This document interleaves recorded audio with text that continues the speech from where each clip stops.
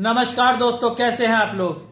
मेरे चैनल का नाम सनी द्विवेदी एवरीथिंग है और मेरा नाम सनी द्विवेदी है। मेरे चैनल को जल्दी से सब्सक्राइब कर दीजिए। मेरे वीडियो के नीचे एक रेड कलर से सब्सक्राइब लिखा होगा, उसे केवल आपको एक बार टच करना है। उसके बाद वो ब्लैक कलर से लिख के सब्सक्राइब लिख के आ जाएगा, तो इसका मतलब मेरा चैनल सब्सक्राइब हो गया है। उसके बाद आपको फिर कभी भी उस सब्सक्राइब के बटन को टच नहीं करना है, नहीं तो फिर वो अनसब्सक्राइब हो जाएगा। उसके बाद आपको सब्सक्राइब के बगल जो घंटी का निशान है उसको टच करके उसमें 3 ऑप्शन आएंगे, उसमें ऑल वाले ऑप्शन पे टच कर देना है, तो मेरे वीडियोस के नोटिफिकेशन सबसे पहले आपको मिलते रहेंगे। तो चलिए आज एक नए टॉपिक की ओर बढ़ते हैं हम लोग। रस। कई टॉपिक धीरे धीरे हमने खत्म कर लिए हैं, अब रस पढ़ाते हैं। रस क्या चीज होती है? रस का शाब्दिक अर्थ क्या है? आनंद है, आनंद की अनुभूति। परिभाषा क्या है? किसी काव्य को पढ़ते, सुनते या देखते समय जिस आनंद की अनुभूति होती है उसे रस कहते हैं। कोई काव्य पढ़ रहे हैं, वीरता का है तो उत्साह आ जाएगा, श्रृंगार रस है तो प्रेम की भावना उमड़ने लगेगी। इसी टाइप की चीजें होती हैं, तो वो जो भावना होती है वही रस होती है। ये भावनाएं अपने मन के अंदर होती हैं। सर्वप्रथम भरत मुनि ने अपने ग्रंथ, जिसका नाम नाट्य शास्त्र था, में रस का उल्लेख किया है। भरत मुनि ने किस ग्रंथ की रचना की? नाट्य शास्त्र। और नाट्य शास्त्र में रस का सर्वप्रथम उल्लेख हुआ। रसों की संख्या भरत मुनि के अनुसार 8 बताई गई है। भरत मुनि नाट्य शास्त्र में कितनी रसों की संख्या बताई गई है? 8। नाटक विधा के अनुसार रसों की वर्तमान संख्या 9।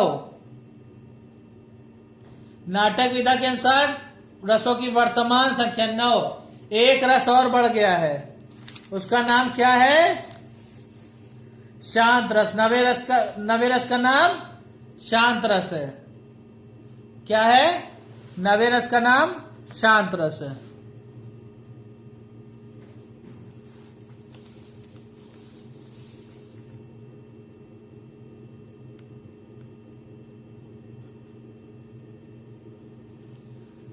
रसों को काव्य की आत्मा कहा गया है। क्या कहा गया है? काव्य की आत्मा कहा गया है।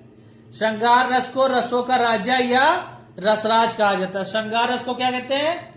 रसों का राजा या रसराज कहते हैं।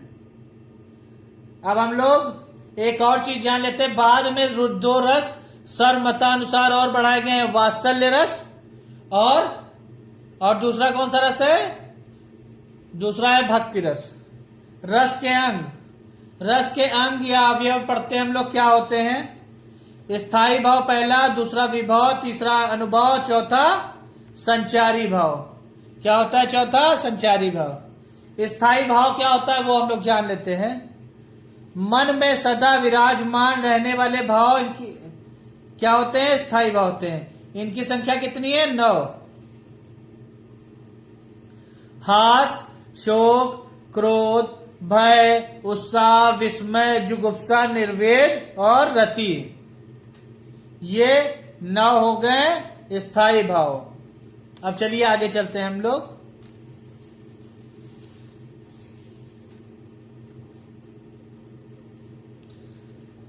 रस पढ़ते हैं। श्रृंगार रस का स्थायी भाव रति। हास रस का स्थायी भाव हास।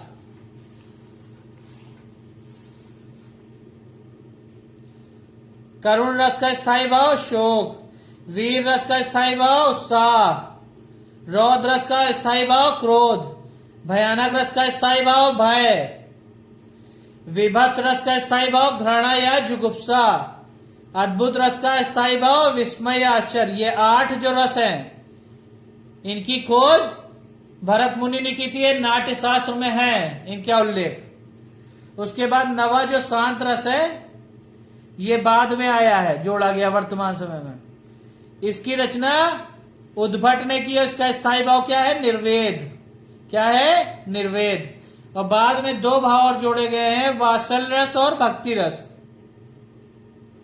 मूल रूप से इनकी संख्या 8 ही है, लेकिन बाद में 2 भाव जोड़े गए, वात्सल रस और भक्ति रस। वात्सल रस की खोज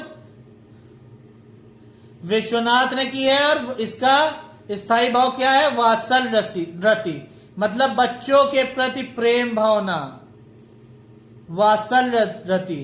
ठीक है। भक्ति रस भगवत विषयक रति या अनुराग, भगवान से प्रेम। क्या हो गया? भक्ति रस का जो स्थायी भाव वो हुआ। इसकी खोज किसने की? रूप गोस्वामी ने। भक्ति रस की खोज किसने की है? रूप गोस्वामी ने। तो आज स्थायी भाव तक का पढ़ा के उसके बाद मैं आपसे आज के टॉपिक के लिए विदा लेता हूं।